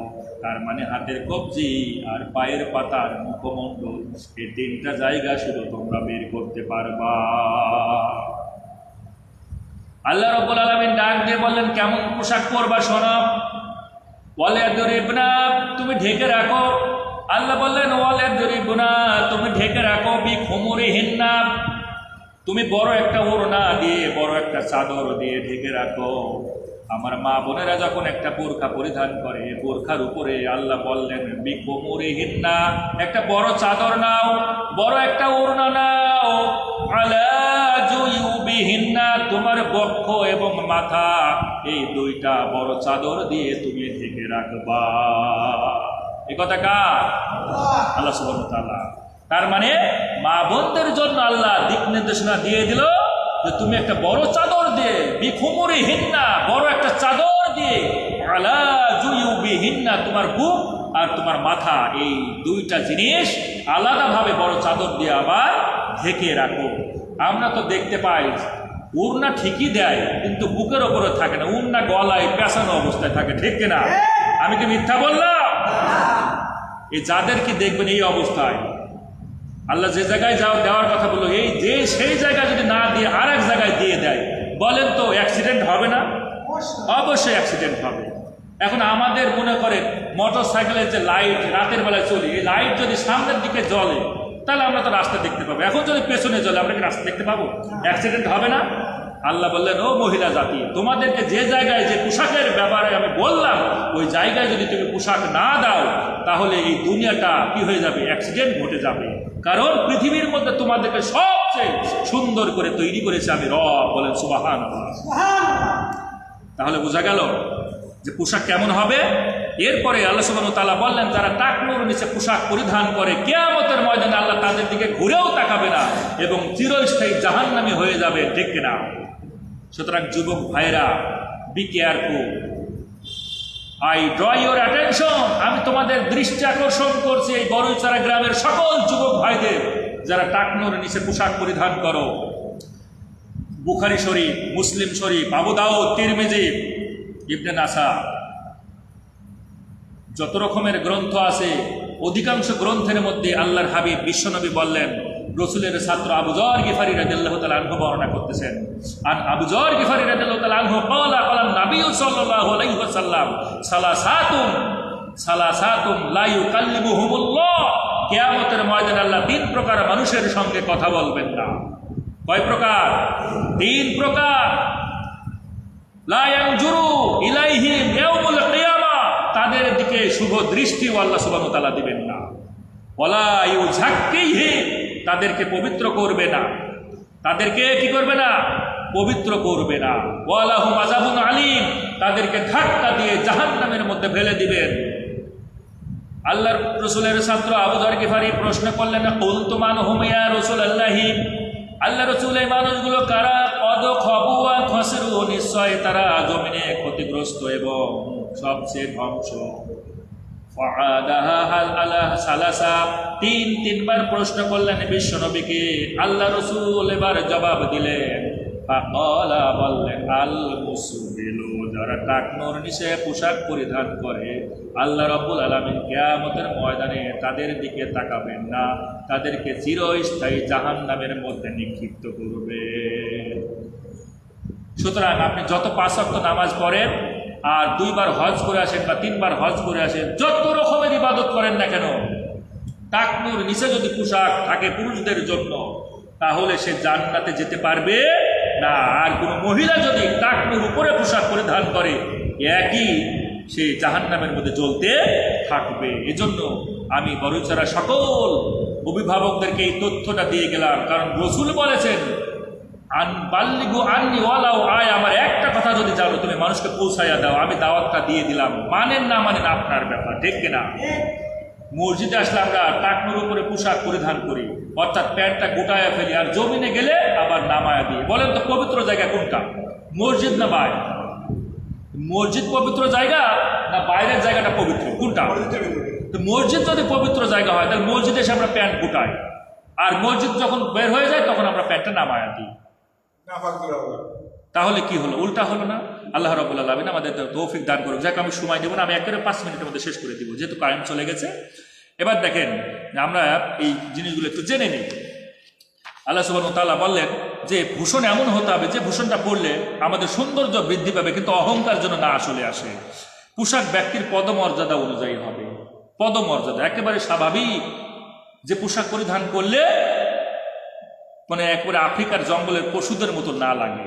আছে না অনেক রকমের পোশাক, বুকের উপরে এমন একটা ছবি সিগারেটে ধরিয়ে মনে করেন যে চলতেছে, আছে না, যুবক ভাইরা পড়ে না? এই জন্য ব্যক্তির পদমর্যাদা অনুযায়ী হবে।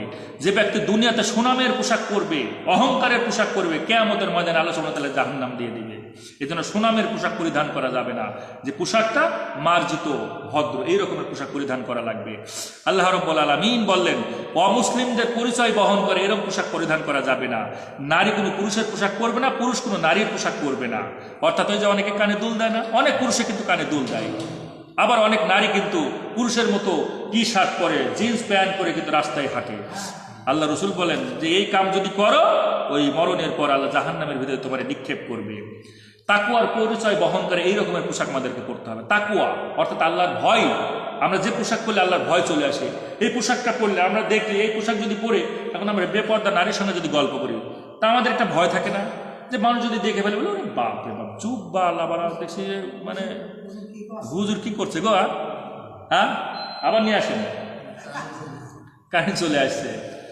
তো দেখেন, এই যে আমার পরনে জুব্বা আছে, এই জুব্বা থাকার পরে যদি আমি বেপরদা কোনো নারীর সঙ্গে গল্প করি, বলবে হুজুররা যদি এই কাম করে আমরা মুসাল্লারা তো করতেই পারি, বলবেন এই কথা। এই জন্য তাকুয়ার পোশাক পরিধান করতে হবে, যাতে করে আমাদের আল্লাহর প্রতি ভয় থাকে। এরপরে আমাদের এমন পোশাক পরিধান করতে হবে যেন পরিচ্ছন্ন এবং পবিত্র হয়। কি হয়? পরিচ্ছন্ন এবং পবিত্র হয়, এরকম পোশাক পরিধান করতে হবে। কারণ পবিত্র যদি না হয় তাহলে কিন্তু খবর আছে, তাই না? পবিত্র হতে হবে। আপনি 500 টাকা দিয়ে একটা পাঞ্জাবি কিনে নিয়ে আসলেন, এই 500 টাকা পাঞ্জাবি কেনার মধ্যে যদি একটা টাকাও যদি অন্যায় পথে থেকে আসে, অপরাধ জগৎ থেকে যদি আসে, একটা টাকাও যদি আপনার সুদের ভিতর থেকে আসে, কোনো খারাপ জগৎ থেকে আসে, হারাম জগৎ থেকে যদি একটা টাকা ওই পোশাকের মধ্যে থাকে, তাহলে ওই পোশাক পরে যতদিন নামাজ আদায় করবেন, ওই নামাজ আল্লাহর দরবারে আরো সাজিমে পৌঁছাবে না। ওই নামাজটা একেবারে কি হবে? ঝুলন্ত অবস্থা থাকবে, বদদোয়া দেওয়া লাগবে, বদদোয়া দিতে থাকবে, আরো ঠিক আছে বদদোয়া দিতে থাকবে। এই জন্য আমাদেরকে পবিত্র পোশাক পরিধান করে, পবিত্র মানে হলো হালাল উপার্জনের পোশাক পরিধান করে আমাদের নামাজ আদায় করা লাগবে। এবার আসুন, একেবারে সংক্ষেপে শেষ পর্যায়ে চলে এসেছি। ইসলামের দৃষ্টিতে 10 রকমের পোশাক পরিধান করা যাবে না। কয় রকমের? 10 রকমের। 1 নাম্বার হলো পুরুষের জন্য রেশমি পোশাক পরিধান করা যাবে না। 2 নাম্বার হলো স্বর্ণ মিশ্রিত পোশাক পরিধান করা যাবে না।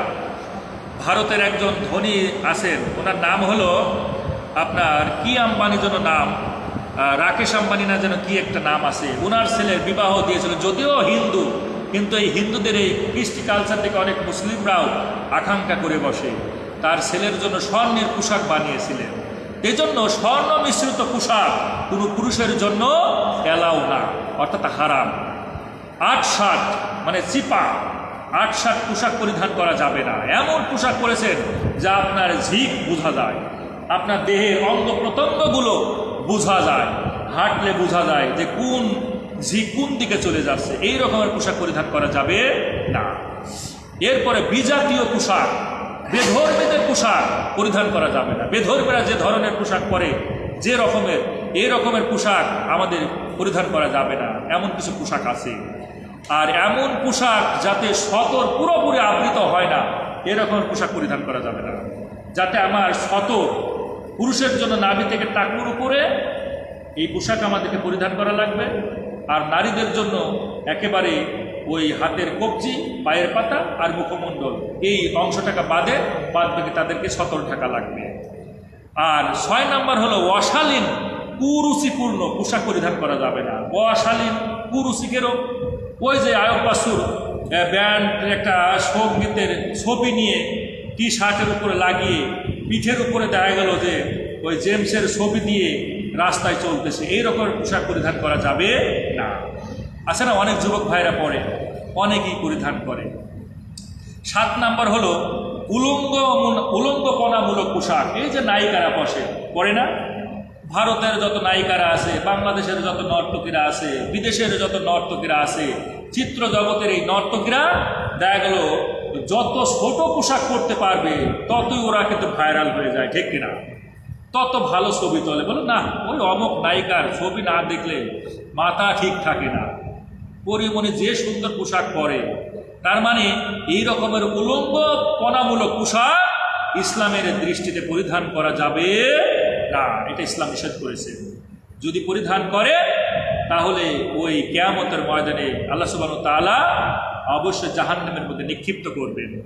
এরপরে 8 নাম্বার হলো পুরুষ কর্তৃক নারীর পোশাক আর নারী কর্তৃক পুরুষের পোশাক, এই পোশাক পরিধান করা যাবে না। আর 9 নাম্বার হলো আপনার ভিতরে এমন পোশাক পরিধান করলেন যে পোশাক পরলে অহংকার চলে আসে, খ্যাতি চলে আসে, মানুষ বলে বাপ রে বাপ কি পোশাক গো, আপনার এই পোশাক কত টাকা নিয়েছে, আপনাকে দেখতে সেই রকম লাগতেছে, সেই রকম লাগছে যে আপনি এই কথাগুলো শুনে মনে করেন যে যাক আপনি আর জমিনের উপর হাঁটতেছেন না, একেবারে আসমানের মধ্য দিয়ে হাঁটতেছেন। এই রকমের খ্যাতি বা বড়াই এই ধরনের পোশাক পরিধান করা যাবে না। আর সর্বশেষ হলো অহংকার করে, আবারও বলি অহংকার করে টাকনুর নিচে পোশাক পরিধান করা যাবে না, অর্থাৎ টাকনুর উপরে পোশাক পরিধান করা লাগবে। এই তাম দুনিয়ার মধ্যে সবচেয়ে স্মার্ট যে মানুষটা, তার নাম কি বলেন? মুহাম্মদ রাসূলুল্লাহ সাল্লাল্লাহু আলাইহি ওয়াসাল্লাম। এই তাম দুনিয়ার মধ্যে বাবা আদম থেকে শুরু করে কিয়ামত পর্যন্ত যত মানুষ আসবে, এই সমস্ত মানুষের মধ্যে সবচেয়ে উত্তম, সবচেয়ে চেহারাবান, সবচেয়ে সুশ্রী, সবচেয়ে স্মার্ট তিনি হলেন আরবি নবী মুহাম্মদ রাসূলুল্লাহ সাল্লাল্লাহু আলাইহি ওয়াসাল্লাম। আম্মা জান আয়েশা রাদিয়াল্লাহু তাআলা আনহা বললেন, ও পৃথিবীর মানুষ শুনে নাও, ইউসুফ আলাইহিস সালামের সময় ইউসুফ আলাইহিস সালামকে দেখে ওই যুগের নারীরা যদি হাত কেটে ফেলে, আর তোমরা যদি আমার বিশ্ব নবীকে দেখো তাহলে তোমাদের গলাটা পর্যন্ত তোমরা কেটে ফেলবা। দেখেছেন কত বড় কথা? আম্মাজান আয়েশা বলতেছে ইউসুফ আলাইহিস সালামকে দেখে ওই যুগের নারীরা কি করে ফেলেছিল? হাত কেটে ফেলেছিল। আর আমার নবী, আমার বিশ্ব নবী মুহাম্মদ রাসূলুল্লাহ সাল্লাল্লাহু আলাইহি ওয়াসাল্লামকে তোমরা যদি দেখো তাহলে হাত কাটবা না, তোমাদের গলাটা পর্যন্ত কেটে ফেলবা। এই এত সুশ্রী চেহারা দেখে, আর সেই বিশ্বনবী সাল্লাল্লাহু আলাইহি ওয়াসাল্লাম টাকনুর উপরে পোশাক পরিধান করতেন, ঠিক কিনা? তোমার মধ্যে এত কি অহংকার, তুমি এত কি স্মার্ট যে তোমাকে টাকনুর নিচে পোশাক পরিধান করা লাগবে? আল্লাহ রাব্বুল আলামিন আমাদের সকলকে হেফাজত করুক। আর এই পোশাকের ব্যাপারে যত কথা বললাম, আমরা যেন মার্জিত, সুশ্রী, উত্তম, তাকুয়া বহন করে এই রকমের পোশাক পরিধান করতে পারি, যে পোশাক পরিধান করলে রসুলের আদর্শ মোতাবেক হয় আর আল্লাহ সুবহানাহু ওয়া তাআলার তাকুয়া আমাদের অন্তরের মধ্যে জাগ্রত হয়। এই রকমের পোশাক আমাদেরকে পরিধান করার তৌফিক আমার রব, আপনার রব, তামাম দুনিয়ার রব দান করুক। ওয়া তৌফিক ইল্লা বিল্লাহ। সবাই বলেন আমিন।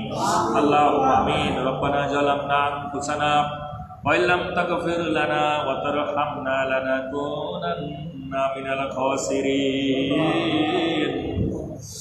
রব্বানা লা তুযিগ কুলুবানা বা'দা ইয হাদাইতানা ওয়া হাব লানা মিন লাদুনকা রাহমাতান ইন্নাকা আনতাল ওয়াহ্হাব।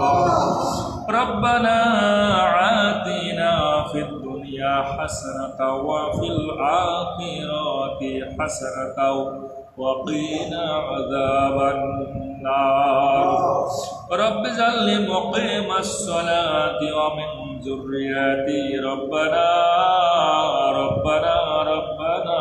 وتقبل دعاء ربنا اغفر لي ولوالدي وللمؤمنين يوم يقوم الحساب اللهم أنس وحشتي في قبري اللهم ارحمني بالقرآن العظيم واجعله لإماما ونورا وهدى ورحمة اللهم ذكرني منه ما نسيت وعلمني منه ما جهلت وارزقني تلاوته آناء الليل وآناء النهار واجعله لي حجة يا رب العالمين اللهم اغفر لي حينا وميتنا وشاهدنا وغائبنا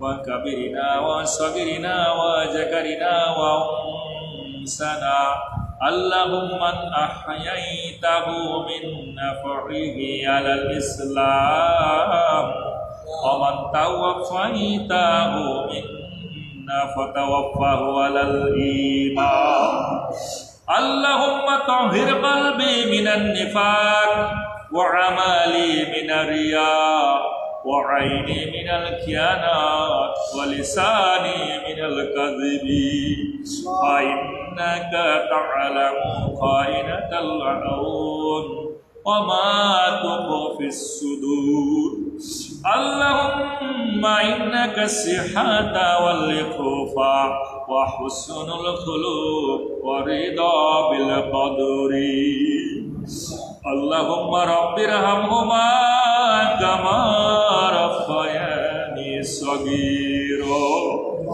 اللهم رب ارحمهما كما ربياني صغيرا اللهم رب ارحمهما كما ربياني صغيرا اللهم أدخلنا الجنة اللهم أدخلنا الجنة ونعوذ بك من النار ونعوذ بك من النار سبحان ربك رب العزة عما يصفون وسلام على المرسلين والحمد لله رب العالمين